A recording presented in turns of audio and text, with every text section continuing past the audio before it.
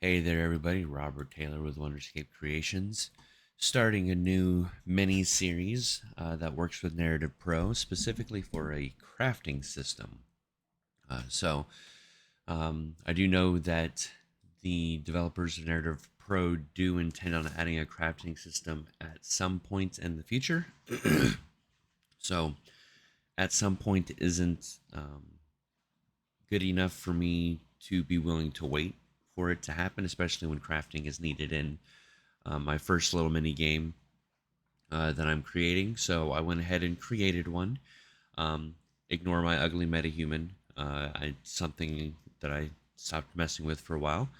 Um, I just want to show you the crafting system working, and then we will hop into my other project and recreate it together.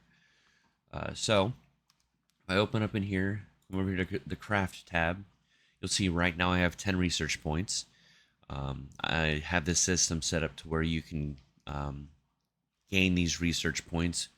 You can easily create, let's see, events and create tasks and whatnot that give research points, or you can have them pick up something in the world and use it like a scroll that gives you research points. And the reason we went ahead and went down this route is because um, we figured that it was okay to remove a little bit of the immersion in this instance because we are putting a heavy focus on player choice and how the player wants to play. So instead of going around and finding scrolls at random that give you a specific recipe, which may not be of any use to you as the player, um, we've gone ahead and decided to make it research points. That way, the player can unlock the recipe that they want. So, all recipes will be visible at the beginning. That's how we have everything set up. But they won't be able to use them if they're not unlocked. So, simple bandages, it's unlocked. You can craft it automatically. Primitive axe and simple potion, it requires research points, and the button tells us how many points we need.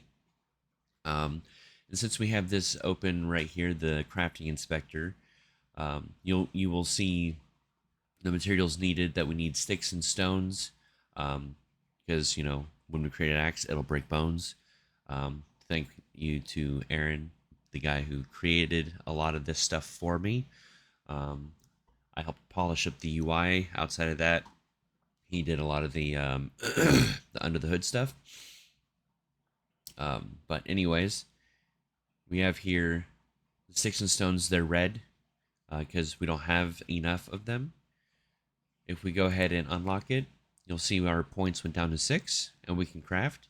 If we try to craft, missing items to craft, so it lets us know if we weren't paying attention to the bold red letters or numbers. Now, if we come over here, we have sticks, we have stones.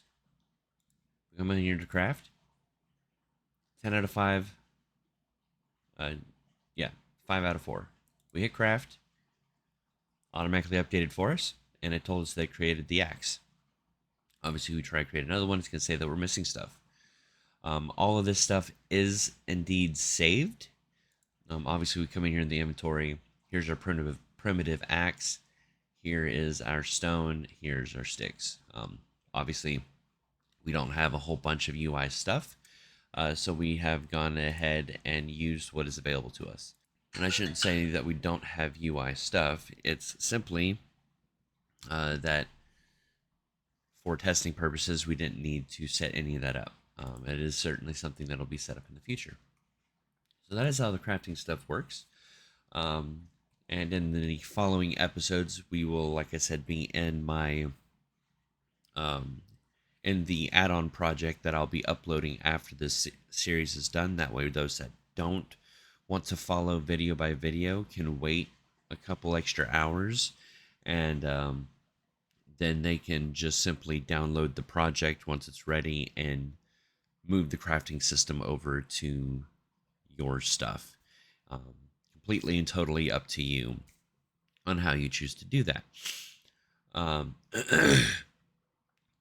one last thing I want to do before I go is to thank Aaron. He is was detrimental to this system being developed in the first place.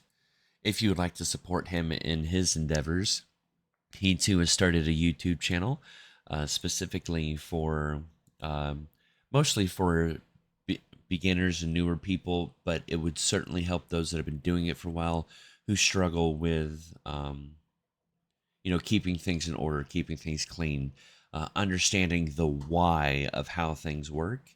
Aaron likes to focus on the why a lot, asking thoughtful questions and engaging in those thoughtful questions to help people along. So again, please feel free to subscribe to his channel for those that would like to support him in his endeavor, as he continues to help create the systems that we need for our project. Thank you guys so much again for watching, and I will see you in the next episode.